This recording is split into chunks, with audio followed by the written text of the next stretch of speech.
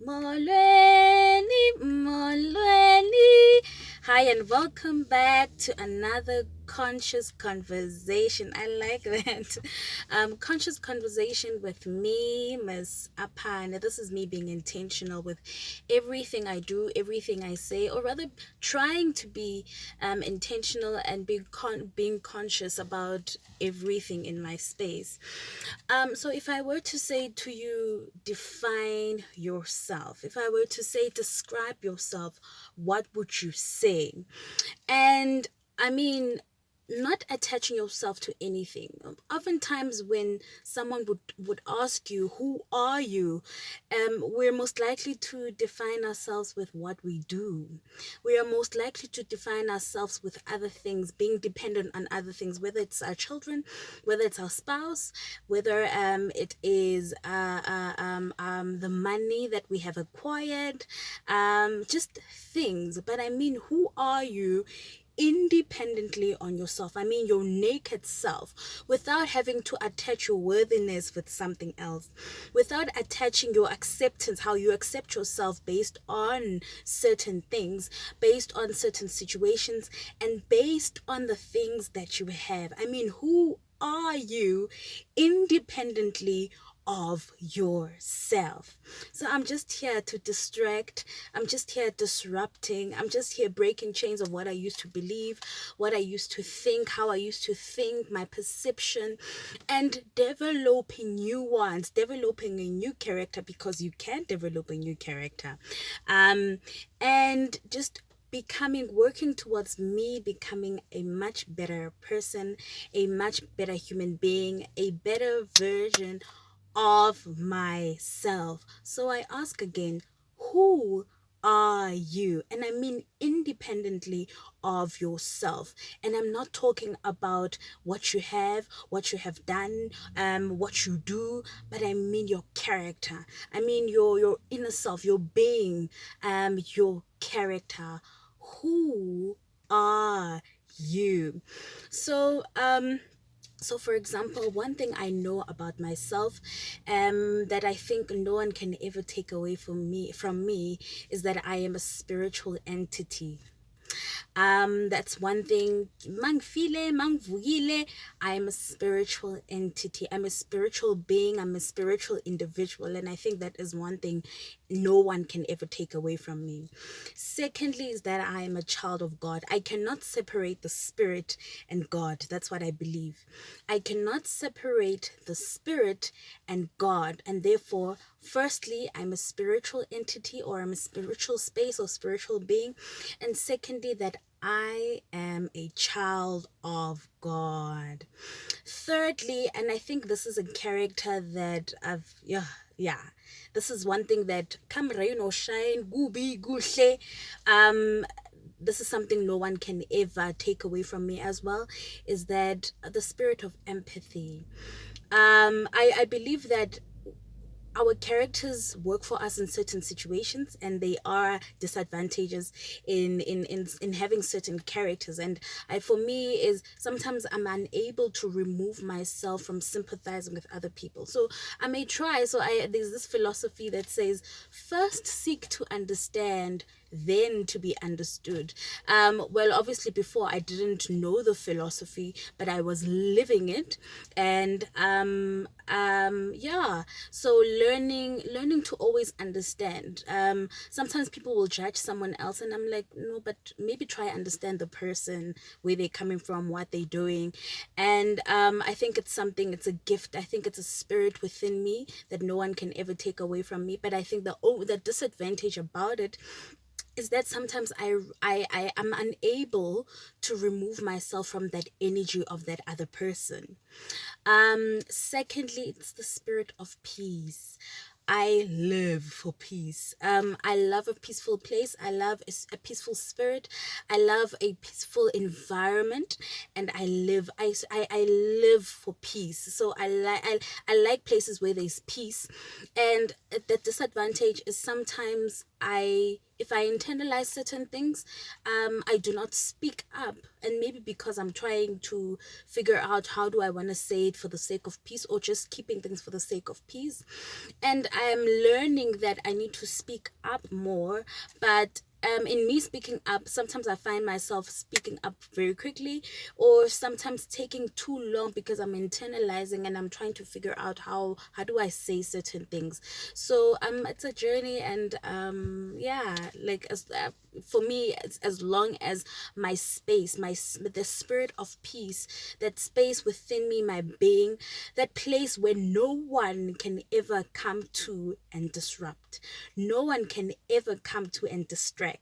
And that place, that space within me, that peaceful place, or peaceful space or environment, I ensure that I protect that space, that no one can disrupt that place.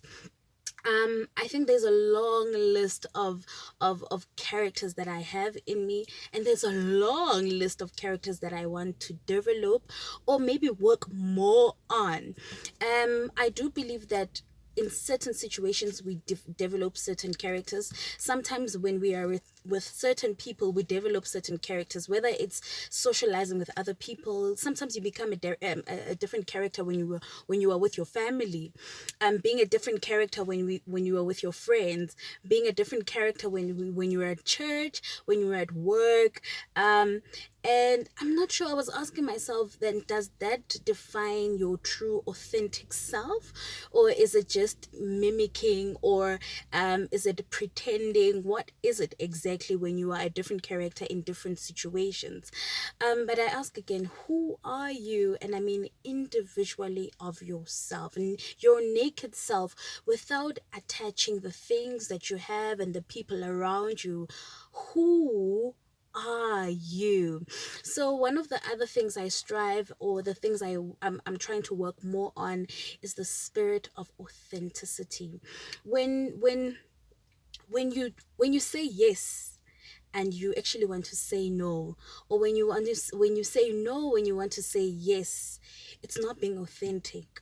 When everyone is having a certain discussion and everyone is agreeing on that conversation, and you have a different opinion but you just agree with everyone else, that is not being authentic. When there's a lot, when you are going on a dinner date and brother or my sister does not drink alcohol, and when you want to drink alcohol but you just do things for the sake of other people, it's not being authentic. Not speaking up is not being authentic. Having a different opinion but you're not saying it it's not being authentic. And I say striving for being authentic because it's a work in progress. One minute you do what you are doing what is right and honest, and sometimes you are not. So striving, and I think when I'm saying striving, meaning that I want to be conscious about the things I say, how I say it, and ensuring that deep down inside myself and my spirit, I'm happy about what I just said or what I have done. So just being authentic, being original, being originally self, me, myself, and I. The being having a great work ethic, striving for excellence. I think it's the best thing to have, and to work with people who are who's got a great work ethic. Like, regardless of what task you give them, they do it extraordinarily. Regardless what duties or activities you give them, they just do it excellently, and they do more of what you have required. But I think sometimes it's how we communicate, and other people just don't know what to do or how to do certain things. And if you teach them, then they do it good, they do it extraordinarily, or they do it excellently. And if you tell them how, then they do exactly what you ask for, or better. So striving for excellence, having a great work ethic. I think importantly, taking accountability, taking responsibility for the choices, for the decisions, taking responsibility, taking accountability for the things that you have chosen, taking responsibility, taking accountability for how you decide to feel, taking responsibility of your life, and working on yourself, importantly. And yeah, the list is on, like, the list is long. The list is really, really long. And because I'm learning that these are the things that you can develop, these are things that you can practice, and you become that thing. So there's a saying that how you define success is by a good character. So you imitate, or you develop this good character. And so what I decided to do is that instead of doing 21-day challenge, because they say it takes 21 days to make something a habit, and I've seen with myself that every time I do 21-day challenges, after 21 days I'm like, ndikhathele, I'm tired, and then I take like a week break and it ends up being 2 weeks. So I'm going to do a 90-day challenge, and this is basically incorporating five or six areas of my life, meaning my physical self, my spiritual self, my mental self, my parental self, my emotional, importantly my emotional self, evaluating, reflecting each and every single day, emotionally, if I'm doing well, if I'm not doing well, if I'm coping, if I'm putting so much pressure on myself, adjusting where I need to adjust. And yeah, I'm just incorporating all 4 or 5 areas of my life where I'm going to exercise, I'm going to spend more time with my daughter, and just being intentional and conscious about it at that time, reading a good book, listening to motivational videos. So I have been doing it, but not in a planned or routine. So I'm going to do it in a routine, and at specific times, and I'm going to evaluate myself each and every day, or reflect each and every day if I'm really doing well, and if there's certain things I need to change, if there are things I need to learn. So that's what I'll be doing. So I'm doing, instead of doing a 21-day challenge, I'll be doing it for 90 days. It's a 90-day challenge. I recently learned this technique where you ask yourself a question which leads you to making a choice, and that choice becomes a habit and you become part of that. So for example, so if we're going to define a character, if we're going to define success based on a good character, then the question would be, would a successful person do this particular thing? So would a kind person do this? Or rather, what would a kind person do? What would a successful person do at that particular situation? So it's using a question technique that's going to lead you to that particular choice, and that thing becomes a habit and you become part of that. So I wrote a whole long list of the things that I want to do, and I'm using that question technique. What would a successful person do? What would a kind person do? What would a authentic person do in that particular situation? What would an excellent person do? There's a saying that always do the right thing. I love that. Always do the right thing. So I'm using that kind of question technique to help me rather make better choices. And yeah, so that's what I'll be doing, this 90-day challenge, and evaluating how I am going, or if it's doing well for me, if it's effective for me, if the plan is effective, and adjusting where I need to adjust. So yeah, that's what I just wanted to share with you today. Who are you? And my philosophy for this is that everything you need, every desire you need, is within you. Everything you want is within you. So work on yourself, work at becoming a better version of yourself. I like to learn from people, because they make me more conscious, and conscious on the things that I didn't realize and didn't understand, and the things I wasn't aware of. So please do comment on my videos and let me know what you who are you, how do you describe yourself, how you define yourself.